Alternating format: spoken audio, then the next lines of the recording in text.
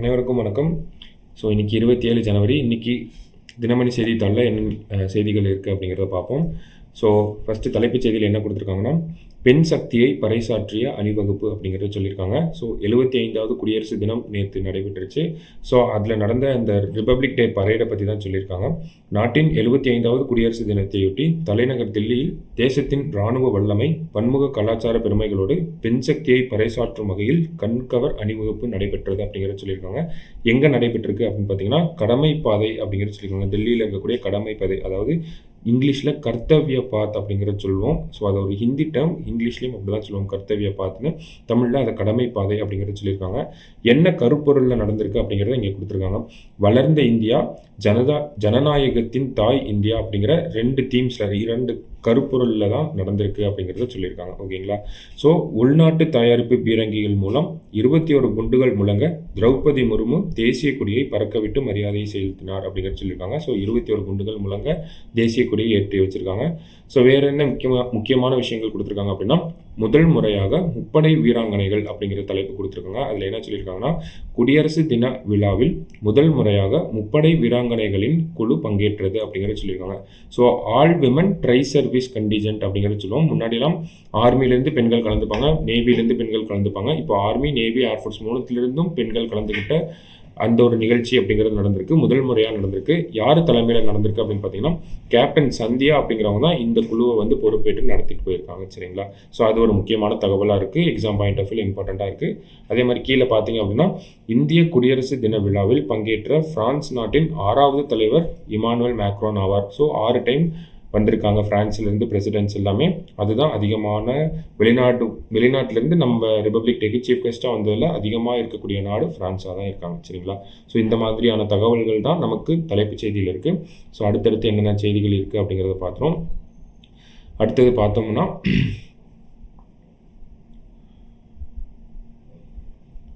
குடியரசு தின விழா அணிவகுப்பு தீயணைப்புத்துறை ஊர்திக்கு விருது. ஸோ எப்படி டெல்லியில் நமக்கு அந்த ரிப்பப்ளிக் டே பரேட் அப்படிங்கிறது நடக்குமோ, அதே மாதிரி தமிழகத்திலையும் நடக்கும். ஸோ அதில் யார் ஃபர்ஸ்ட் பிளேஸ் வாங்கியிருக்காங்க அப்படிங்கிறத சொல்லியிருக்காங்க. குடியரசு தின விழா அணிவகுப்பில் பங்கேற்ற அலங்கார ஊர்திகளில் தீயணைப்புத்துறை முதல் இடத்தையும், மருத்துவம் மற்றும் மக்கள் நல்வாழ்வுத்துறை 2வது இடத்தையும், இளைஞர் நலன் மற்றும் விளையாட்டு மேம்பாட்டுத்துறை 3வது இடத்தையும் பிடித்தது அப்படிங்கிறத சொல்லியிருக்காங்க. ஸோ நமக்கு ரிப்பப்ளிக் டே பரேட்டில் ஒவ்வொரு ஸ்டேட்டோட அந்த ஊர்திகள் வந்து கலந்துக்கும். அதுக்கும் நமக்கு ப்ரைஸ் சொல்லுவாங்க. அது இப்போ உடனே சொல்ல மாட்டாங்க, ஒரு 2-3 நாளில் சொல்லிடுவாங்க. அதே மாதிரி மாநிலங்கள் அளவில் ஒவ்வொரு துறையிலிருந்தும் கலந்துப்பாங்க. அதில் பார்த்தோம் அப்படின்னா, தீயணைப்புத்துறை இந்த தடவை ஃபர்ஸ்ட் பிளேஸ் வாங்கியிருக்காங்க அப்படிங்கிறத சொல்லியிருக்காங்க. சரிங்களா? ஸோ அடுத்தது இந்த இடத்துல ஒரு இம்பார்ட்டன்ட் நியூஸ் இருந்துச்சு, என்ன அப்படிங்கிறத பார்ப்போம். முகமது ஜுபைர் பதக்கம் ஏன் அப்படிங்கிறத கொடுத்துருக்காங்க. ஸோ முகமது ஜுபைர் அப்படிங்கிற இந்த நபருக்கு வந்து தமிழக அரசு நேற்று ஒரு விருது வழங்கியிருப்பாங்க. என்ன விருது அப்படின்னு பார்த்தோம்னா, கோட்டை அமீர் அப்படின்னு சொல்லக்கூடிய அந்த ஒரு விருது, கோட்டை அமீர் மத நல்லிணக்க விருது அப்படிங்கிறத சொல்லுவோம். கோட்டை அமீர் கம்யூனல் ஹார்மோனி அவார்டு அப்படிங்கிறத கொடுத்துருப்பாங்க. ஸோ இவர் என்ன ஒரு விஷயம் பண்ணுறாரு அப்படின்னு பார்த்தீங்கன்னா, இவர் ஆல்ட் நியூஸ் அப்படிங்கிற ஒரு நியூஸ் சேனல், நியூஸ் நிறுவனம் நடத்திட்டு வராங்க. இவங்க சோஷியல் மீடியாவில் வரக்கூடிய எல்லா தகவல்களும் சரியான தகவலாக இருக்கா, ஃபேக் நியூஸ் எதெல்லாம் வரக்கூடிய தகவல்களில் எதெல்லாம் ஃபேக் நியூஸ் அப்படிங்கிறத கண்டறிகிற ஒரு நிறுவனமாக இந்த ஆல்ட் நியூஸ் இருக்குது. அதனுடைய தலைவர் தான் முகமது ஜுபைர். அதுக்காக தான் இந்த ஒரு பதக்கம் அப்படிங்கிறத கொடுத்துருக்காங்க. போன வருஷம் பார்த்தீங்க அப்படின்னா, தமிழ்நாட்டில் இருக்கக்கூடிய இந்த புலம்பெயர் தொழிலாளர்கள், அதாவது மைக்ரண்ட் ஒர்க்கர்ஸ், ஹிந்திக்காரங்க இருக்காங்க இல்லையா, ஸோ அவங்க மேலே ஒரு அட்டாக் அப்படிங்கிறது நடந்திருக்கும். ஸோ அந்த மாதிரி தமிழ்நாட்டில் இருக்கக்கூடிய இந்த மைக்ரண்ட் ஒர்க்கர்ஸ் தான் அட்டாக் பண்ணிட்டாங்க அப்படின்னு சொல்லி ஒரு வீடியோ ஆன்லைனில் வந்து பரவிட்டு இருக்கும். ஸோ அதை உடனடியாக இது தமிழ்நாட்டில் நடந்த விஷயம் இல்லை அப்படிங்கிறத உடனடியாக சொல்லி ஒரு கலவரத்தை வந்து தடுத்துருப்பாங்க. ஸோ அந்த ஒரு காரணத்துக்காக தான் இந்த வருஷம் அந்த கோட்டை அமீர் கம்யூனல் ஹார்மோனி அவார்டு அப்படிங்கிறது முகமது ஜுபைர் அப்படிங்கிறவங்களுக்கு கொடுத்துருக்காங்க. ஸோ கோட்டை அமீர் யார் அப்படின்னு பார்த்தோம்னா, இந்த பாபர் மசூதி இடிப்புக்கு அப்புறமா ஒரு மத கலவரம் அப்படிங்கிற மாதிரியான சூழல் வந்து இருந்திருக்கும். ஸோ அதை மத நல்லிணக்கத்தை கொண்டு வரணும் அப்படிங்கிறதுக்காக ஒரு பிரச்சாரம் செய்தவர் தான் அந்த கோட்டை அமீர் அப்படிங்கிறவங்க. 1994 இவர் கொல்லப்பட்டிருப்பார். ஸோ அவரோட நினைவாக தான் இந்த மத நல்லிணக்கத்துக்கான விருது அப்படிங்கிறது கோட்டை அமீர் அப்படிங்கிற அவர் பேர்லேயே இருக்குது. சரிங்களா? ஸோ அதுதான் இந்த 2 நியூஸில் கொடுத்துருந்த விஷயங்கள். ஸோ அடுத்தது என்ன இருக்குது அப்படிங்கிறத பார்ப்போம். அடுத்தது பார்த்தீங்கன்னா, ஆதி திராவிடர் பழங்குடியின தொழில் முனைவோருக்கான கண்காட்சி அப்படிங்கிறது சென்னையில் நடந்திருக்கு. ஸோ இது வந்து ஒரு முக்கியமான விஷயம். பீட் எக்ஸ்போ அப்படிங்கிறத சொல்லியிருப்பாங்க. ஓகேங்களா, building entrepreneurship for Adi Dravidars and tribals அப்படிங்கிறத சொல்லியிருப்பாங்க. Beat expo, building entrepreneurship for Adi Dravidars and tribals அப்படிங்கிறது. ஸோ இந்த சமூகத்தை சேர்ந்தவங்களுக்கு இந்த ஆண்டர்பிரினர்ஷிப்பில் ஃபண்டிங் எப்படி வாங்குறது, எப்படி மார்க்கெட்டிங் பண்ணுறது, அந்த மாதிரியான நிறைய தகவல்களை வந்து சொல்லி கொடுத்துருப்பாங்க. ஸோ பீட் எக்ஸ்போ அப்படிங்கிறது இதோட இந்த தொழில் முனைவோருக்கான கண்காட்சியோட பேர் தான் BEAT expo. BEAT in the sense building entrepreneurship for Adi Dravidar and tribals அப்படிங்கிறதா சொல்லியிருக்காங்க. ஓகேங்களா, ஸோ இந்த நமக்கு எக்ஸாம் பாயிண்ட் ஆஃப் வியூவில் எஸ்சிஎஸ்டி ஆண்டர்பிரினர்ஷிப் இல்லை ஸ்டார்ட் அப் அந்த மாதிரியான விஷயங்கள் கேட்குறப்போ தமிழ்நாடு இந்த மாதிரியான கண்காட்சிகள்லாம் நடத்துறது மூலயமா ஸ்டார்ட் அப் எக்கோசிஸ்டத்தை டெவலப் பண்ணிகிட்டே இருக்காங்க. இது எல்லாமே எதை நோக்கி சென்றுட்டு இருக்கு அப்படின்னு பார்த்தோம்னா, தமிழ்நாடு வச்சிருக்க அந்த $1 trillion எக்கானமி 2030 அடைய போகிறோம் அப்படிங்கிறது நம்ம ஒரு டார்கெட் வச்சிருக்கோம் இல்லையா. ஸோ அதை நோக்கி தான் இந்த மாதிரியான விஷயங்கள்லாம் தமிழ்நாடு கவர்மெண்ட் பண்ணிட்டு இருக்காங்க அப்படிங்கிற மாதிரி ஆன்சர் நம்ம எழுதுகிற மாதிரி இருக்கும். சரிங்களா, அடுத்தது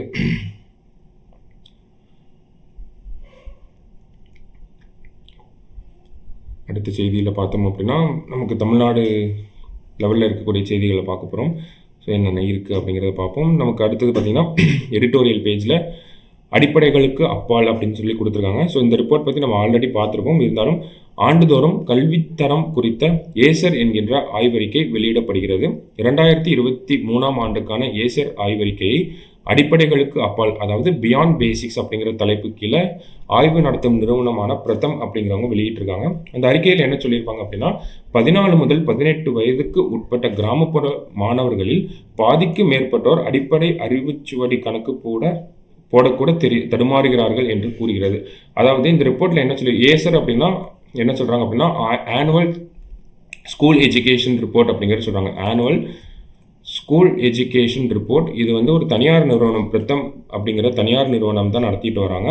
ஸோ இந்த ஆனுவல் ஸ்கூல் எஜுகேஷன் ரிப்போர்ட்டில் என்ன சொல்லியிருப்பாங்க அப்படின்னா, அதாவது வயசுக்கு தகுந்த அந்த கற்றல் அப்படிங்கிறது இல்லை அப்படிங்கிறது தான் சொல்லியிருக்காங்க. அதுதான் பியாண்ட் பேசிக்ஸ்ன்ற தலைப்புக்கு கீழே இந்த ஒரு ரிப்போர்ட்டை கொடுத்துருக்காங்க. ஆனுவல் ஸ்கூல் எஜுகேஷன் ரிப்போர்ட் அப்படிங்கிறத ஏசர் அப்படிங்கிறத சொல்கிறோம். ஓகேங்களா, ஸோ அந்த வயதுக்கு ஏற்ற கற்றல் அப்படிங்கிறது இல்லை அப்படிங்கிறத சொல்லியிருக்காங்க. இதை நம்ம இன்னொரு டேர்ம்லேயும் சொல்லலாம், FLN அப்படிங்கிறத சொல்லலாம். அதாவது ஃபவுண்டேஷனல் லிட்ரஸி அண்ட் நியூமரசி அப்படிங்கிறது இல்லை அப்படிங்கிறத சொல்லியிருக்காங்க. அதாவது ஆரம்ப கால படிப்பிலேயே இப்போ ஒரு 3வது படிக்கிறாங்க அப்படின்னா 3வது கூடிய பாடங்கள் கணக்குகள் எல்லாமே போட தெரிஞ்சிருக்கணும் அந்த மாணவருக்கு. ஆனால் அந்த ஃபவுண்டேஷனல் லிட்ரஸி, அந்த ஒரு வாசிப்பு பழக்கமும் இல்லை, வாசிக்கவும் தெரியல கணக்கு போடவும் தெரியல அப்படிங்கிறது தான் இந்த ஃபவுண்டேஷனல் லிட்ரஸி அண்ட் நியூமரசி அப்படிங்கிற இந்த வார்த்தைக்கு கீழே நம்ம அடக்கிறோம். ஆரம்ப காலத்தில் அந்த ஒரு வாசிப்பு திறன் கம்மியாக இருக்குது, அதே மாதிரி கணித திறனும் கம்மியாக இருக்குது. அந்த மாதிரியான விஷயங்கள் தான் இந்த ரிப்போர்ட்டில் சுட்டி காட்டியிருக்காங்க. ஒரு 10வது படிக்கிறவங்களுக்கு கூட ஒரு நார்மல் கணக்கு கூட போட தெரியல. இந்தியாவோட அந்த ஆரம்ப கல்வி, தொடக்க கல்வி அப்படிங்கிற மாதிரியான ஸ்கூல் எஜுகேஷன் அப்படிங்கிறது தான் சார்ந்து இந்த ரிப்போர்ட் கொடுத்துருக்காங்க.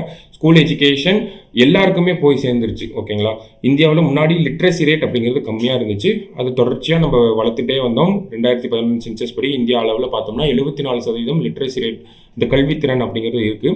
இப்போ இந்தியாவில் ஓரளவுக்கு எல்லாருக்குமே எஜுகேஷன் அப்படிங்கிறது யூனிவர்சலாக ஆகிட்டு வருது. சரிங்களா, இன்னமும் 100%ங்கிறத நம்ம தொடரல அப்படின்னாலுமே 10ல் 7 பேருக்கு வந்து கல்வி அப்படிங்கிறது இருக்குது. பட் ஸ்டில் கல்வி எந்த தரத்தில் இருக்குது அப்படிங்கிறது தான் இந்த ரிப்போர்ட் ஆராயிறாங்க.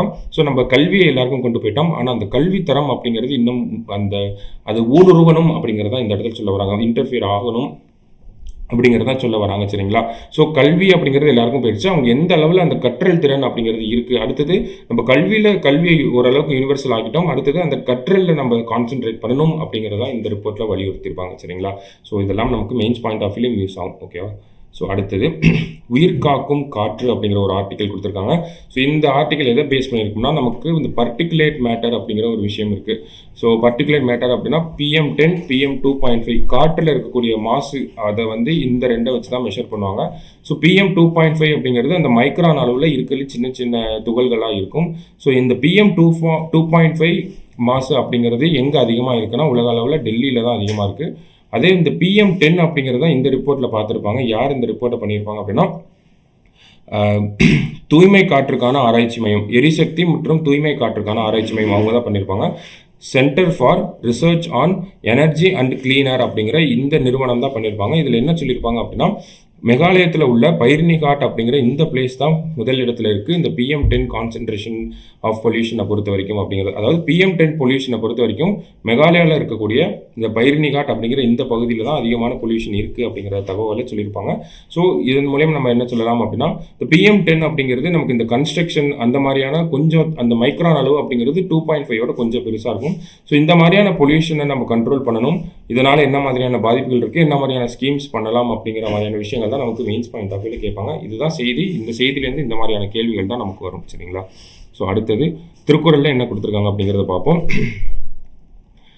துன்பம் உறவரினும் செய்க துணிவு ஆற்றி இன்பம் பயக்கும் வினை அப்படிங்கிறத சொல்லியிருக்காங்க. ஸோ என்ன விளக்கம் அப்படின்னு பார்த்தோம்னா, இன்பம் கொடுக்கும் தொழிலை செய்யும் போது துன்பம் மிக வந்த போதிலும் துணிவு மேற்கொண்டு செய்து முடிக்க வேண்டும்.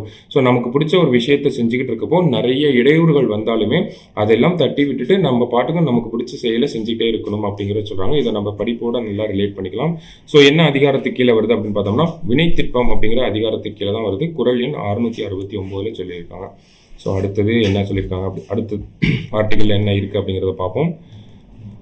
ஸோ இந்த இடத்துல பார்த்தோம் அப்படின்னா, தொடர்ந்து 6வது முறையாக மத்திய பட்ஜெட் தாக்கல் செய்யும் நிர்மலா சீதாராமன் அப்படிங்கிறத சொல்லியிருக்காங்க. ஸோ தொடர்ந்து 6வது முறை அப்படிங்கிறப்பயே நம்ம இந்த இடத்துல நிறைய விஷயங்கள் தெரிஞ்சுக்கணும். ஸோ ஃபஸ்ட்டு முக்கியமான விஷயம் அப்படிங்கிறத பார்ப்போம். First finance minister of India, முதல் பெண் நிதியமைச்சர் அப்படிங்கிறது யார் சொல்கிறாங்க அப்படின்னா இந்திரா காந்தி அவர்களை சொல்கிறாங்க. ஒரு வருஷம் இவங்க வந்து 1969 70 வரைக்கும் ஒரு வருஷம் இவங்க ஃபினான்ஸ் மினிஸ்டராக இருந்திருப்பாங்க. ஒரு பட்ஜெட் தாக்கல் பண்ணியிருப்பாங்க.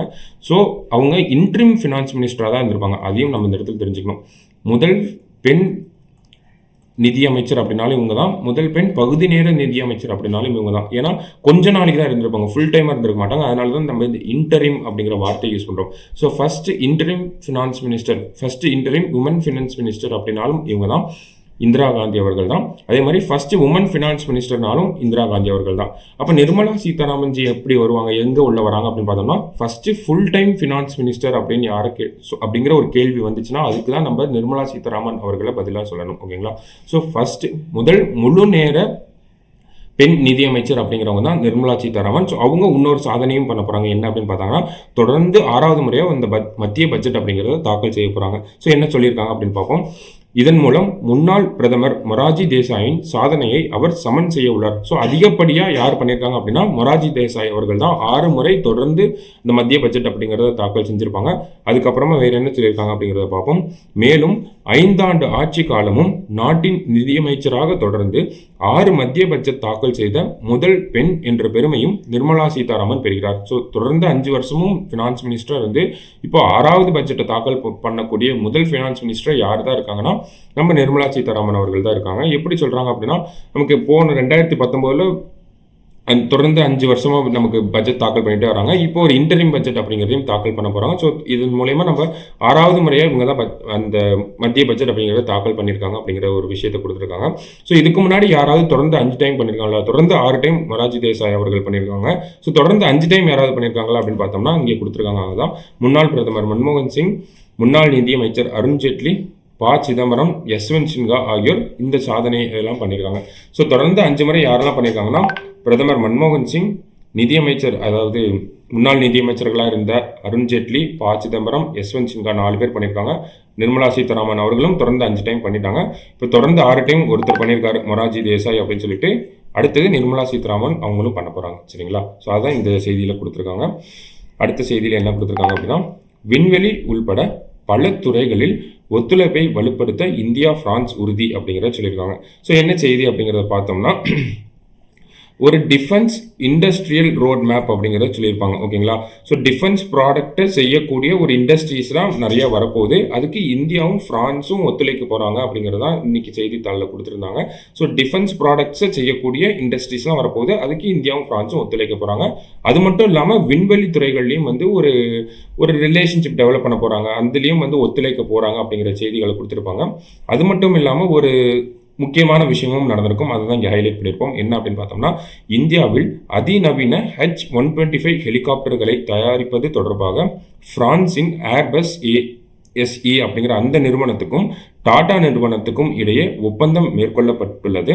இந்த ஒப்பந்தத்தின்படி ஏர்பஸ் நிறுவனம் குஜராத்தில் ஹெலிகாப்டர் தயாரிப்பு மையத்தை அமைக்க உள்ளது அப்படிங்கிறத சொல்லியிருக்காங்க. ஓகேங்களா? ஸோ என்ன சொல்லியிருக்காங்க அப்படின்னா, பிரான்ஸோட ஏர்பஸ் அப்படிங்கிற அந்த நிறுவனமும் இந்தியாவோட டாட்டாவும் சேர்ந்து என்ன பண்ண போகிறாங்க அப்படின்னா H-125 ஹெலிகாப்டர் மேனுஃபேக்சர் பண்ண போகிறாங்க. ஸோ இது வந்து இந்த தனியார் துறை அந்த ஒரு ஹெலிகாப்டர் மேனுஃபேக்சர் பண்ணுறது இது ஃபர்ஸ்ட் டைம் அப்படிங்கிறதையும் சொல்லியிருப்பாங்க. சரிங்களா? ஸோ அதான் இந்த நியூஸோட சிக்னிஃபிகன்ஸாக இருக்குது. ஸோ அடுத்த ஆர்டிக்கல் என்ன இருக்குது அப்படிங்கிறத பார்ப்போம்.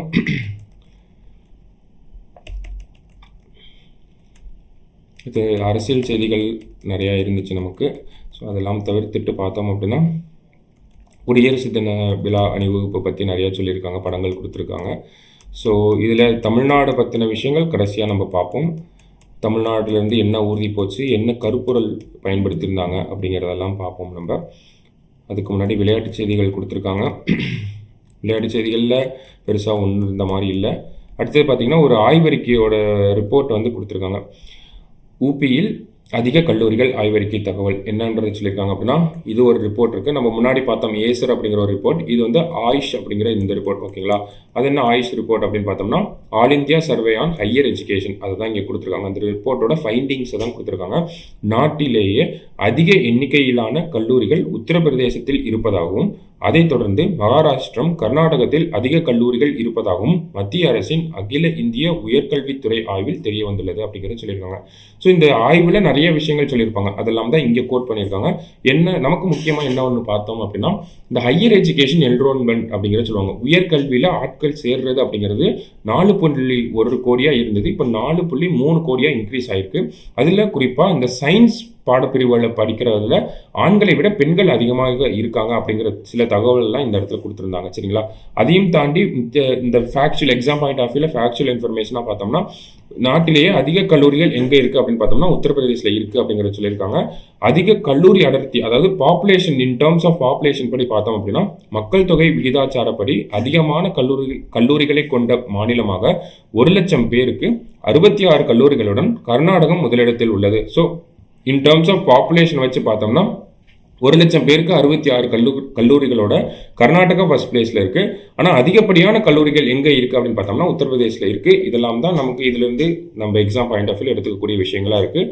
என்ன ரிப்போர்ட் அப்படின்னு பார்த்தோம்னா all India survey on higher education, அதாவது அகில இந்திய உயர்கல்வித்துறை ஆய்வு அப்படிங்கிறத சொல்கிறோம்.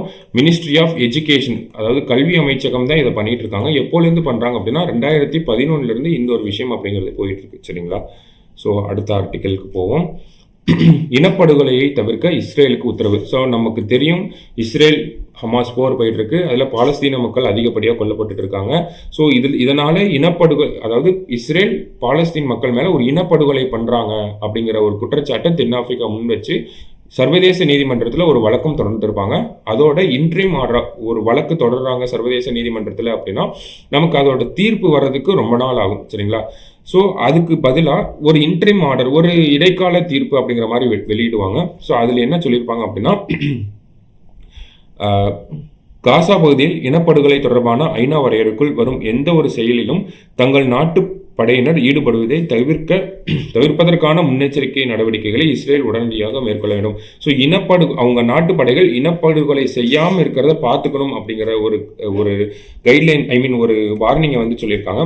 அது மட்டுமின்றி காசா பகுதியில் மிக மோசமான சூழலில் சிக்கி தவிக்கும் பாலஸ்தீன மக்களுக்கு தேவையான நிவாரணப் பொருட்கள் அவர்களுக்கு உடனடியாக சென்று சேர்வதையும் காசா மக்களுக்கு தேவையான அடிப்படை வசதிகள் அவர்களுக்கு கிடைப்பதையும் இஸ்ரேல் உடனடியாக உறுதி செய்ய வேண்டும். ஸோ இஸ்ரேல் என்ன பண்ணணும் அப்படின்னா காசால பாதிக்கப்பட்ட மக்களுக்கு அவங்களுக்கு தேவையான அந்த ஹியூமானிட்டேரியன் எய்டு போய் சேர்றதை உடனடியாக அதை வந்து உறுதி செய்ய வேண்டும் அப்படிங்கிறத சொல்லியிருக்காங்க. சரிங்களா? ஸோ இது ரெண்டும் தான் அந்த இன்ட்ரீம் ஜட்மெண்ட்டில் சொல்லியிருப்பாங்க. சீஸ் ஃபயர், அதாவது போர் நிறுத்தம் தொடர்பான எந்த ஒரு ஆர்டருமே வரல. அதுதான் இந்த இடத்துல நோட் பண்ண வேண்டிய விஷயமா இருக்குது. சரிங்களா? ஸோ அடுத்தது வேறு என்ன கொடுத்துருக்காங்க அப்படிங்கிறத பார்ப்போம். ஸோ கடைசியாக பார்த்தோம் அப்படின்னா கடைசி பக்கத்துக்கு வந்துட்டோம். கடைசி பக்கத்தில் இந்த தில்லி அணிவகுப்பில் தமிழக அரசோட அலங்கார ஊர்தி அப்படிங்கிறது பங்கேற்றிருக்கும். ஸோ இதுதான் அந்த அலங்கார ஊர்தி. என்ன ஒரு கருப்பொருளில் இது இருந்திருக்கும் அப்படிங்கிறத இங்கே இடத்துல சொல்லியிருப்பாங்க. தில்லியில் நடைபெற்ற நாட்டின் 75வது குடியரசு தின விழாவில் சோழர் காலத்தின் குடவோலை குடவோலை முறையை மையப்படுத்தி காட்சிப்படுத்தப்பட்ட அலங்கார ஊர்தி கடமைப்பாதை அணிவகுப்பில் பங்கேற்றது. ஸோ அந்த குடவோலை முறை உத்திரமேரூர் கல்வெட்டில் இருக்கக்கூடிய அந்த குடவோலை முறையை பறைசாற்றும் வகையில் தான் இந்த வருஷம் தமிழ்நாடோட அந்த அலங்கார ஊர்தி அப்படிங்கிறது இருந்திருக்கு. இது ரொம்ப இம்பார்ட்டண்ட்டான கொஸ்டினாகவும் இருக்கும் நமக்கு. ஸோ ரிப்பப்ளிக் டே பரேடில் தமிழ்நாடோட அந்த ஒரு அலங்கார ஊர்தி என்ன ஒரு தீமுக்கு கீழே போயிருக்கும் அப்படின்னா உத்திரமேரூர் கல்வெட்டை சார்ந்து தான் போயிருக்கும். குடவோலை முறையை தான் வந்து அங்கே வெளிக்காட்டியிருப்பாங்க. சரிங்களா? ஸோ அதுதான் இன்னைக்கு கடைசி நியூஸாக நம்ம பார்த்துருக்கோம். ஸோ இன்னைக்கு நியூஸ் பேப்பரில் இருந்த முக்கியமான செய்திகளை நம்ம பார்த்துருக்கோம். நாளைக்கு தினமணி நியூஸ் பேப்பர் ரீடிங்கில் மீட் பண்ணலாம். தேங்க்யூ.